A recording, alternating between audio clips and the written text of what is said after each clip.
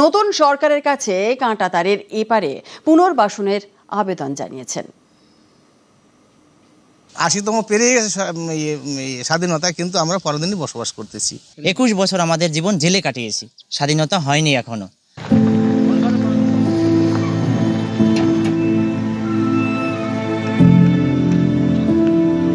স্বাধীনভাবে জীবনযাপন করতে পারছি না। সরকারের কাছে আমরা অনুরোধ করছি যাতে আমাদের সুব্যবস্থা করে আমাদের কাঁটাতারের ওপারে নিয়ে যাওয়া হয় এবং পুনর্বসতি দিয়ে এই মানুষের জীবন উদ্ধার করা হয়।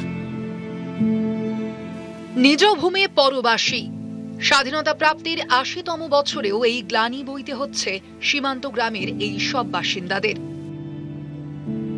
গত ২ দশকের বেশি সময় ধরে স্বাধীন দেশে এদের কার্যত জেলবন্দি দশা।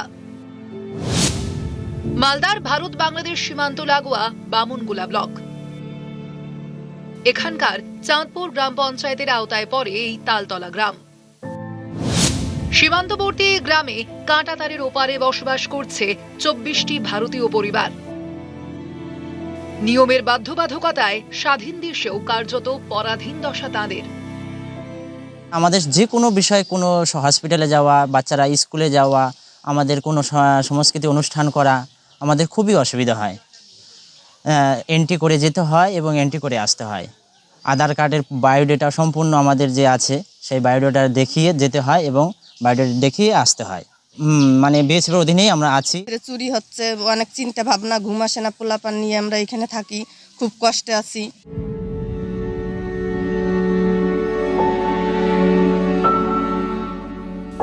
মাঝে পুনর্ভবা নদী, এপারে ভারত, ওপারে বাংলাদেশ।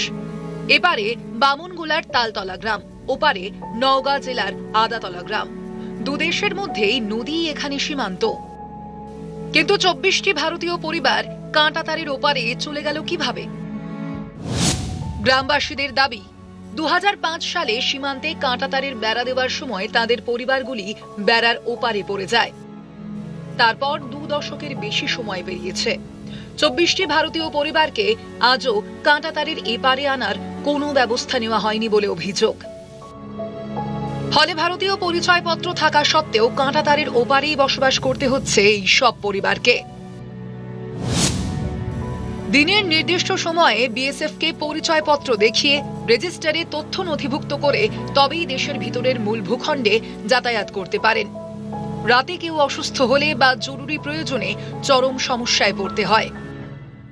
সকাল ৬টা থেকে সন্ধ্যা ৬টা অবধি যাতায়াত করতে পারি। তারপরেও আমাদের একটা সময়সীমা বেঁধে দিয়েছে, যেরকম সকালবেলা ৮টার সময় খুলে ১১টার সময় বন্ধ করে দেয়, আবার 3টার সময় খুলে আবার ৬টার সময় বন্ধ করে দেয়। ২০০৫ সাল থেকে যখন আমাদের এই ফেন্সিং হয়েছে, কাঁটাতার হয়েছে, এই ফেন্সিং দিয়ে হওয়ার পরে আমরা এইভাবে জীবনযাপন করছি।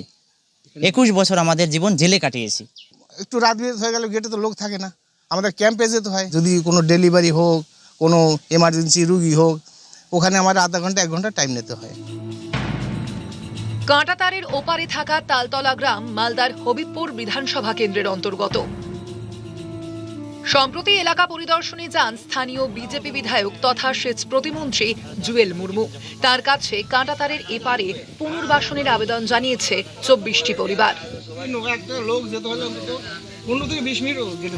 সরকারকে আমি জানাবো, সরকারিভাবে তাদেরকে যে বিএলআরওর মাধ্যম দিয়ে জমিটাকে চিহ্নিত করে তাদেরকে কোথায় নিয়ে যাব, আমরা ভেস্টল্যান্ড কোথায় আছে, কোথায় রাখবো, সেগুলো চিহ্নিত করার জন্য আমরা কিন্তু চেষ্টা চলছে, এখানে ইনকোয়ারি চলছে। স্বাধীন দেশে কবে স্বাভাবিক জীবনযাপনের সুযোগ পাবেন, প্রতীক্ষায় কাঁটাতারের ওপারের ২৪টি ভারতীয় পরিবার। মালদা থেকে সেবক দেব শর্মা, নিউজ ১৮ বাংলা। ৮০তম স্বাধীনতা পার করলাম, তবু আমরা স্বাধীনতা পাইনি।